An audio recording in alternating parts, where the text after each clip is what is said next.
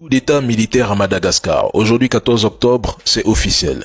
La dissolution du Sénat et de la Haute Cour constitutionnelle a été officiellement annoncée tandis que l'Assemblée nationale est provisoirement maintenue pour assurer la continuité administrative. Le gouvernement de transition prévoit l'abolition pure et simple de la constitution actuelle jugée inadaptée à la réalité du pays. Un référendum national sera organisé afin de doter Madagascar d'une nouvelle loi fondamentale censée marquer le début d'une deuxième république plus juste et plus proche du peuple. Dans l'immédiat, un nouveau premier ministre doit être nommé, chargé de former un gouvernement de transition dans les prochains jours, afin de rétablir l'ordre institutionnel et de préparer une refonte politique du pays. Cette période de transition annoncée pour un maximum de 2 ans devra permettre d'assainir la vie politique, de restaurer la confiance entre institutions et citoyens et de poser les bases d'un nouveau contrat social. Les militaires assureront désormais l'intérim à la tête de l'État malgache. Ce comité sera composé d'officiers issus de l'armée, de la gendarmerie et de la police nationale. Le CAPSAT, autrefois pilier du coup d'État ayant porté Ange Radzawel au pouvoir en 2009, face à Marc, a pris ses distances avec son ancien protégé. Ironie en 2025. Marc, qui a été renversé par Ange Radzawel en 2009, se retrouve aujourd'hui en train de soutenir ce coup d'État militaire et d'apporter tout son soutien à cette transition. Madagascar, l'armée affirme avoir pris le pouvoir après le vote de destitution du président de la République par l'Assemblée nationale et ce, malgré la dissolution préalable du Parlement par le chef de l'État désormais en fuite. Pour rappel, Ange Radzawel avait dans son allocution d'hier écarté toute idée de démission et insisté sur la nécessité pour Madagascar de rester dans le cadre constitutionnel afin d'éviter des sanctions de la communauté internationale.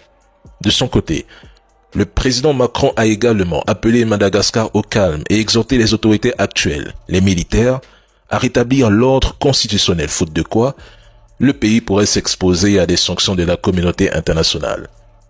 Concernant ces sanctions, l'Union africaine qui souhaite jouer un rôle de médiation pourrait suspendre Madagascar comme elle avait fait en 2009 pour non-respect de la charte africaine, de la démocratie, des élections et de la gouvernance. Cette décision pourrait s'accompagner d'une suspension de l'aide et des prêts internationaux, du gel d'actifs ainsi que d'embargos ciblés sur certaines exportations et importations. Ces mesures risqueraient d'aggraver la pauvreté, de provoquer des pénuries d'eau et d'électricité et d'accentuer l'instabilité économique du pays. Pour Radzawel, Madagascar, c'est personnel et politique.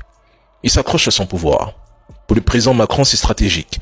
Madagascar est un allié clé en Afrique australe. Il est stratégiquement vital en raison de sa position, de ses ressources et de son rôle dans l'équilibre géopolitique de l'océan Indien. La génération Z réclame le changement, mais elle doit rester vigilante et prudente pour que les militaires au pouvoir ne poursuivent pas le même agenda que leurs prédécesseurs. La Corée du Nord est peut-être l'un des rares pays à avoir pleinement compris une réalité brutale du monde moderne. Mais laquelle? Pour rester souverain et éviter le sort de ceux qui ont été écrasés par l'Occident, il faut posséder l'arme nucléaire. Comme l'a déclaré Kim Jong-un le 1er janvier 2018, Pyongyang détient désormais une force de dissuasion puissante, irréversible, que personne ne peut neutraliser ou remettre en cause. En 2022, une loi nord-coréenne est venue renforcer cette posture.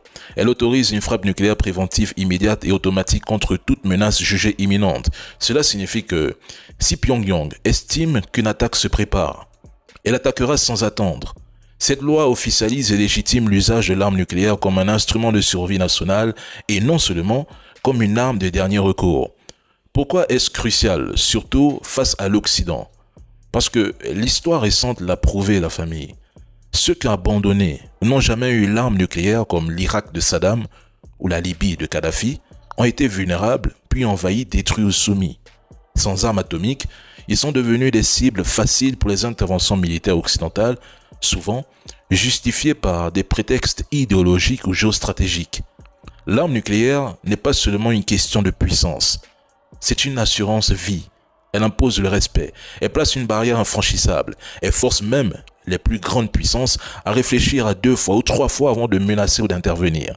Et dans le monde où le droit international est bafoué par les plus forts, comme nous le constatons depuis hier avec l'Iran, la seule garantie de rester debout, c'est de posséder la dissuasion. Si l'Iran l'obtient, ce n'est pas seulement une menace militaire, c'est un basculement géopolitique. Les États-Unis veulent des ennemis faibles, divisés, facile à sanctionner, à isoler, à menacer ou même à bombarder. Un Iran doté de l'arme nucléaire, c'est un Iran qu'on ne peut plus bombarder comme l'Irak ou la Libye. En vérité, ce n'est même pas une question de sécurité, c'est une question de contrôle. Et l'Afrique dans tout ça? Eh bien, si un État africain décidait demain de développer une dissuasion nucléaire ou même une autonomie stratégique réelle, il subirait probablement le même traitement que l'Iran. Si un pays africain franchissait ce cap, il ne serait plus une pièce dans le puzzle néocolonial, mais un acteur incontrôlable. L'Occident ne combat pas les armes. Non. Wassim, dans le contexte sahélien, ces sources sont souvent internes aux groupes terreau eux-mêmes. Ils relaient leurs messages, leurs revendications et analysent leur stratégie. En pratique, cela revient à leur offrir une tribune. On assiste ainsi indirectement à une forme d'apologie. Les reportages et publications de ces médias de propagande donnent une grande visibilité aux actions des groupes armés, groupes terreau, sans contrebalancer avec les victoires et les efforts des forces armées de l'AES. Cela crée un déséquilibre narratif inquiétant qui donne même l'impression que les groupes terreau progressent sans réelle résistance alors que les forces locales enregistrent bel et bien des succès sur le terrain. Et c'est là que réside le vrai problème. Une personne qui ne connaît pas le Sahel, qui n'y a jamais mis les pieds, et qui se base uniquement sur ce que rapportent ces médias de propagande, finira par croire que toute la région est tombée aux mains des terreaux. C'est d'ailleurs le message véhiculé depuis plus de 2 ans. Pourtant, les groupes terreaux eux-mêmes reconnaissent qu'ils ne peuvent pas prendre Bamako seuls, ils ne peuvent pas. Ils savent qu'il leur faudrait former une coalition, marcher ensemble vers la capitale pour espérer renverser le Mali ou l'AES. Les journalistes occidentaux ont un accès très limité aux zones de conflit, surtout celles contrôlées ou menacées par des groupes armés. Dans les conditions actuelles au Sahel, ils s'appuient sur des sources directement impliquées dans le conflit ou opposées à l'AES. Je pose une question. Avez-vous déjà vu un article franchement positif sur le Mali, le Burkina Faso ou le Niger dans ces médias? Un seul. Jamais.